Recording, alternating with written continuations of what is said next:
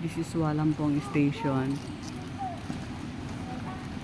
the oldest train station in Bangkok. We are about to board an SRT train going to Cambodia at 5:55 a.m.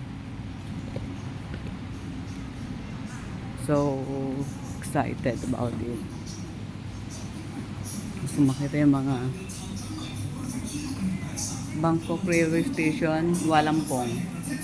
Established in 1910, opened in June 25, 1916. 6 years ginawa, renovated on December 3, 1998. Look at this, oh. 1910 pa ginawa.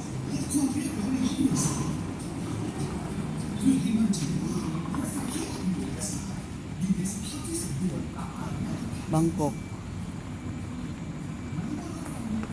Platform number 6 kami.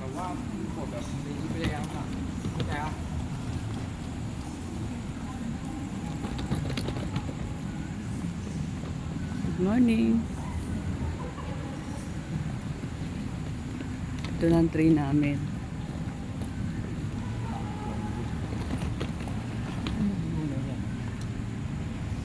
Ayan, 5:55 kami aalis.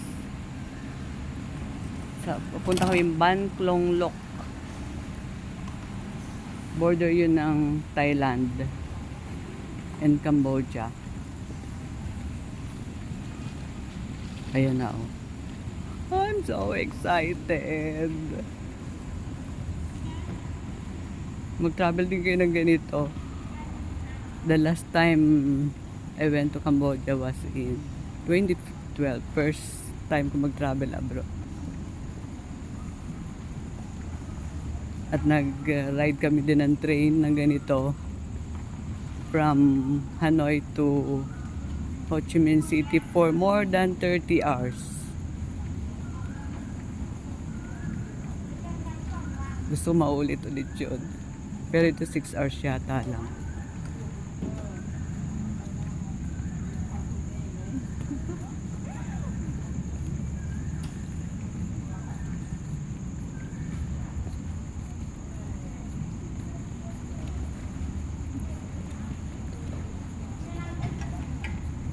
Di, ano mo itong bagahe ko?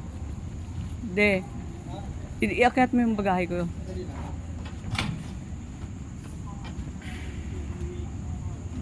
Bye-bye for now.